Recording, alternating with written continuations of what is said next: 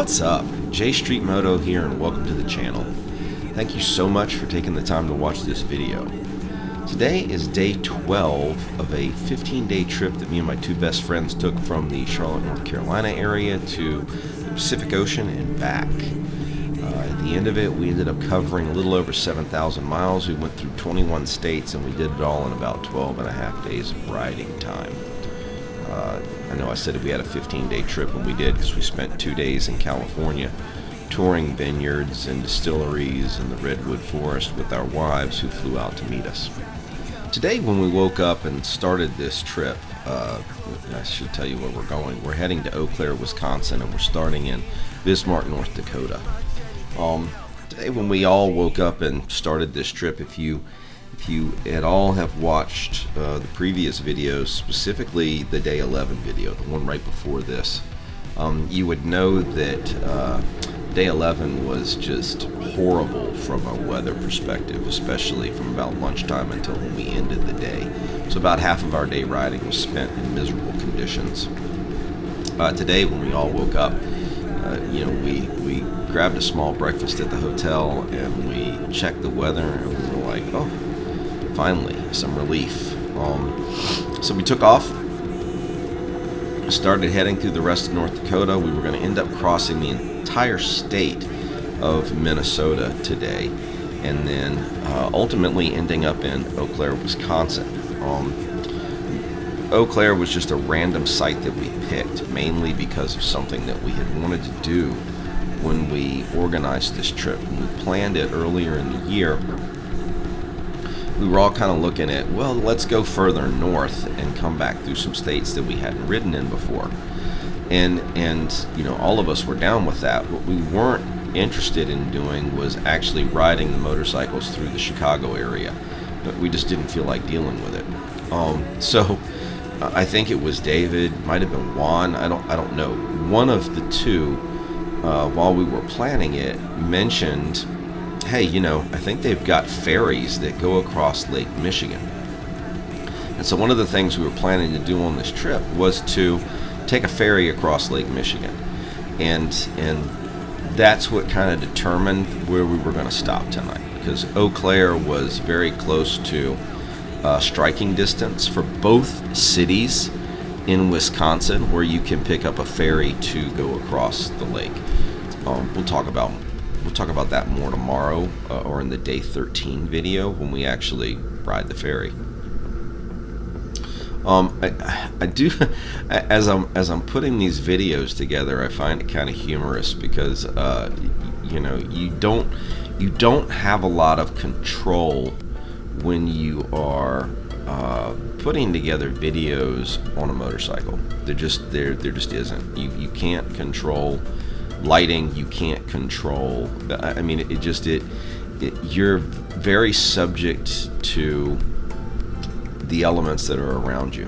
And when I was putting this video together, in a few minutes you're going to see a video where we're riding kind of into the sunrise, and all that made me think of was how crappy the video quality is when we're heading west on our way out on this trip, and we're taking videos towards the end of the day. The video becomes really shitty because you're pointing the camera right at the sun and you're trying to, see what's going on around you. So it really messes with exposure and everything else.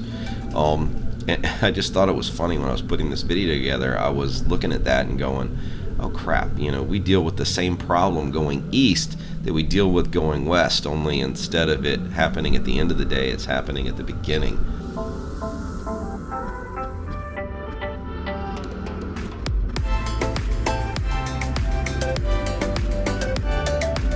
I think one of the funnier things that I heard on this trip was, and I can't remember whether it was Juan or David that recognized it. One of them did.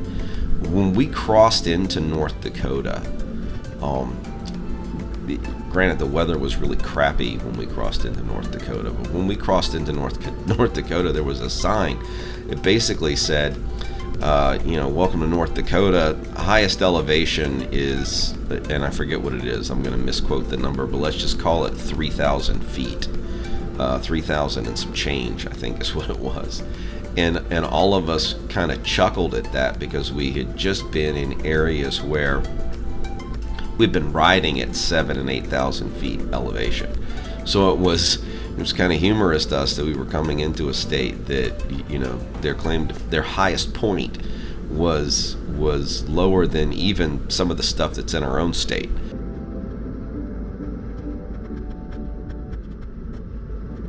We're going through North Dakota. The sunrise is coming up. The sky is clear. For the most part, the sky is clear in front of us. We're not dealing with any weather anymore. We're not dealing with any wind.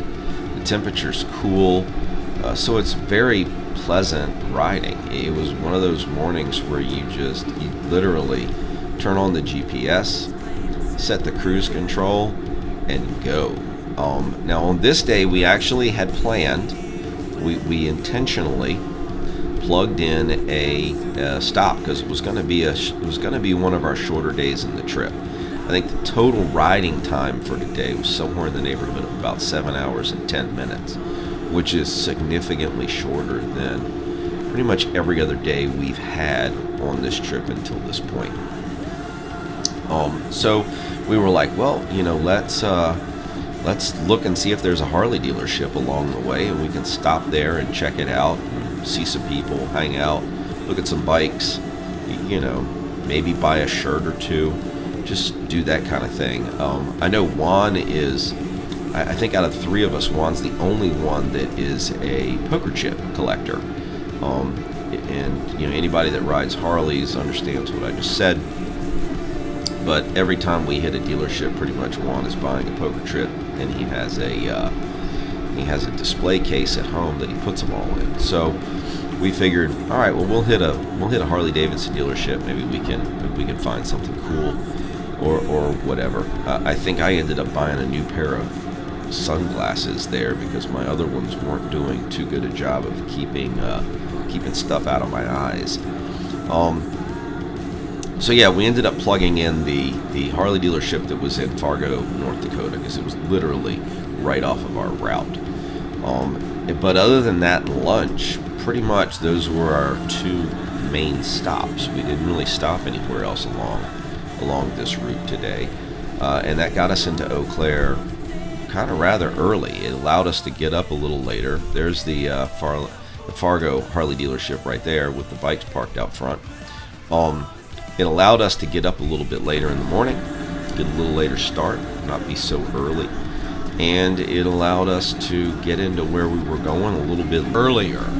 I tell you, one of the things, while the riding through here isn't the most exciting, and you know, that's just something that you kind of deal with. We talked about that in earlier videos from this trip. There's just a section of the U.S. that and it pretty much runs all the way north to south. There's a part of the U.S. where the riding is just kind of boring. There isn't a whole lot to see. There's not a lot of landscape changes. There are a lot of straight roads and a lot of flat farmland, and that has its own beauty inherent to it. And I'm not knocking it, but as a motorcyclist, it's just it makes for kind of a boring day, where you're really just trying to get the miles done and get them done quickly. This was going to be one of those days, and we all kind of knew it was going to be one of those days. Although it kind of surprised me at how attractive the state of Minnesota was. None of us had ever been to that state, much less ridden through it, but we had never been to it. We'd never flown in there. We'd never gone to any towns in Minnesota. None of the 3 of us had ever had a reason to go to Minnesota. So this was our first experience going through the state, or going to the state. And I got to tell you, I was pretty surprised at what Minnesota was like. It was really, there was some decent scenery there. It wasn't completely unpleasant to ride through, and you know, at the end of the day, we got to go through Minneapolis-St. Paul. We also got to cross the Mississippi River at an elevation in the U.S. that is higher than we've ever crossed the Mississippi. So it was one of those things where it shocked me when I saw we were crossing the Mississippi River and the bridge wasn't as long as I was expecting it to be.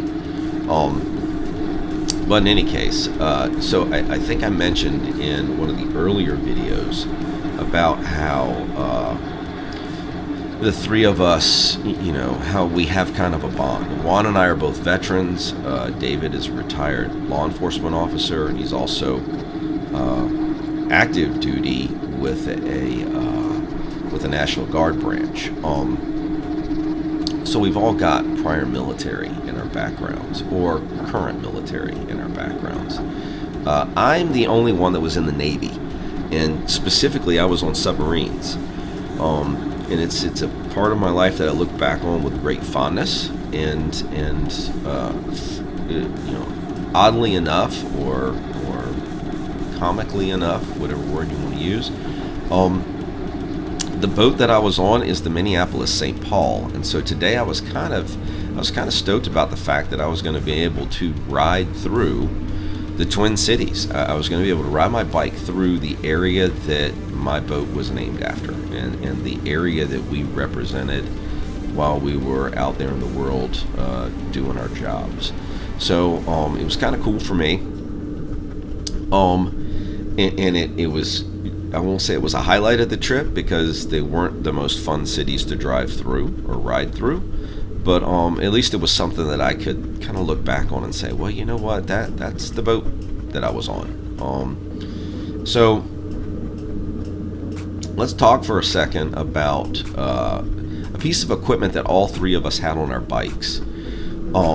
So when we were, prior to this trip, one of the things we did to kind of get ready for it, and I won't say get ready for it, but more like shake down the bikes and make sure that we had everything lined up the way we wanted it to be. We did an iron butt. We did 1,000 miles in 24 hours. And when we took that trip, David had bought an Airhawk cushion that went around his seat or over his seat, which is basically just an air bladder that you can inflate. And he spoke so highly of it that Juan and I ended up buying them for our bikes and used them on this trip. And I gotta say, guys, it is a game changer in terms of your comfort level when you're sitting on the bike for long periods of time. I hadn't mentioned it before, and you can kind of see it in the pictures on all of our seats, so I thought I'd mention it now just to give them a plug. So we're getting ready to get to the end of today, and if you watched our day 10 videos, the 3-part series from that, you'll know that Juan had mentioned one of the things he took away from this trip was that he had been introduced to the concept of cooking a steak Pittsburgh rare. Well, he was introduced to that in Henderson, Nevada, and he tried some of David's steak that was cooked that way. This, where we pull in tonight in Eau Claire, it was Candlewood Suites in Eau Claire, Wisconsin, and the reason we picked that hotel was because there was this place called Johnny's Italian Steakhouse that was supposed to be very close to it. When we checked into the hotel, we realized or found out rather quickly that Johnny's was the restaurant in the Holiday Inn and Suites that was behind where this hotel was. They kind of shared a parking lot. So we were all kind of like, oh, wait, a restaurant and a hotel might not be a good idea. But, the person at the desk said they recommended it and folks liked it. So we go and get comfortable and then walk across the parking lot to go into the Holiday Inn and check out the restaurant. And as we turned the corner, it was another one of those moments where we turned the corner to go into a place and realized we significantly underestimated how nice this restaurant was. I mean, it was a really fancy place, and it honestly surprised us. They also had a fantastic bourbon selection. No kidding. One of the best ones we saw the entire trip. So all of us were extremely happy, and I gotta tell you, the food was exceptional. I'm not going to say it was the best meal that we had the entire trip, or the best steak, because I don't want to be the one that makes that claim. But in my opinion, it was an amazing meal. From the service, the meal, the food, everything was just perfect. There we are sitting at the table in the restaurant, and yeah, so Juan ordered his steak Pittsburgh rare, and he got one that was made exactly the way that he wanted it. So in any case, fundraiser's still open. I'm going to leave it open for the next few episodes until I finish doing the chronicle for this trip. I hope you guys enjoyed the video. If you did, please like the video, subscribe to the channel, comment, click the notification bell. If you want to donate to help fight breast cancer through Susan G. Komen, the link will be in the description of this video as well as the comments. Thanks for watching. Always ride safe.